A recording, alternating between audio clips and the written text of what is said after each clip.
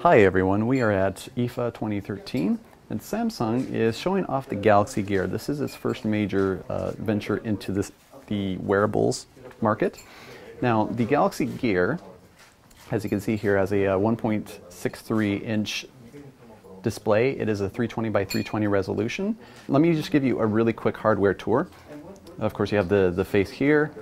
On the back you have a nice little metal clasp. Make sure we click it in.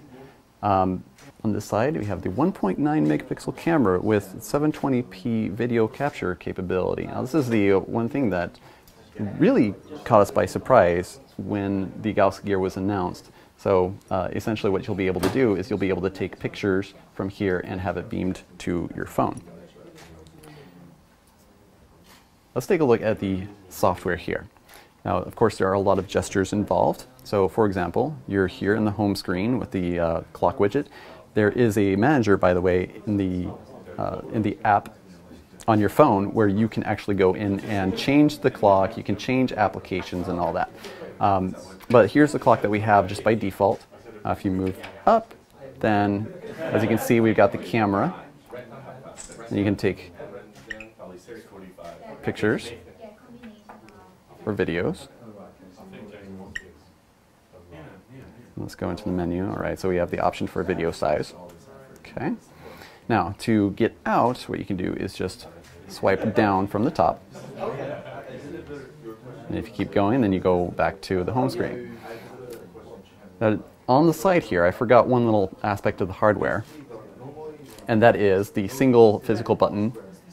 Now this is equivalent to your home button. You press it once, it takes you home. If you press it twice, then it activates S-Voice. Now S-Voice certainly is going to be handy in the wearables market because this gives you the option to say that you want to make a phone call, you want to do text messages, whatever, so that way you can be totally hands-free. Our only gripe about it is we would love to see an option where you don't have to press this button with another hand, where you can just have something like OK Google Now and have it automatically listen for your voice and hear it and activate it that way. So that way if you're on a bike, for example, you're not trying to have to mess around with all this at the same time. You know, you gotta practice bike safety and driving safety if you're into that sort of thing. Okay, so from the home screen you can just swipe right and you got notifications right here. You just press it and it takes you straight in. Okay, so no notifications that we need to worry about right now. So let's move on. Voice memo, S-Voice, like all these are certainly what you would expect. Now music here, this, whenever you go in and you set something up with your music player, you press play, what happens is it will start playing on your phone. Now at launch it's going to be compatible with your Galaxy Note 3 and the Galaxy Note 10.1 2014 edition, both of which are running Android 4.3.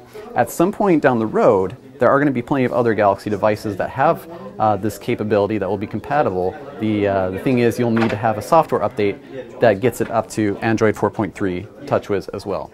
Pedometer, so that's going to be huge with running, for example. There is certainly a huge emphasis on health and healthy living. Of course, you got the settings, easy enough to get around. Now, it's not going to be like as responsive as you would expect on a phone, but of course this is an earlier model. It's also the very first Galaxy Gear, so you know there may be a few little things that need some ironing out. One other huge aspect of the Galaxy Gear is the apps. At launch, it's going to start with 70 different apps. Now, what you see here is not all that you get. You can go into the app manager on the phone and you can add several different apps. Of course, developers will have the opportunity to have their own apps and get them compatible with the Galaxy Gear so you can have more. Like hopefully we would love to see stuff like Twitter and Facebook and all that get this kind of capability where you can just manage it all on your Galaxy Gear. Now you can have up to 10 different apps on the Galaxy Gear. So if you need more than that, you're just going to have to switch them out. Okay, so let's go back. So we also have call logs and contacts. And you can access all of these and initiate phone calls and take notes and do all sorts of different things directly from your gear. Galaxy Gear is going to be available sometime later this year. This is the same thing with the Note 3, so we have a high suspicion that the two devices will likely become available right around the same time. We also don't know what the pricing is going to be, so we're going to keep an eye out for that. And also be sure to check out our hands-on at Engadget.com, where we go into more detail about all the different specs and our first impressions of the Galaxy Gear. Thanks again for watching. This is Brad with Engadget.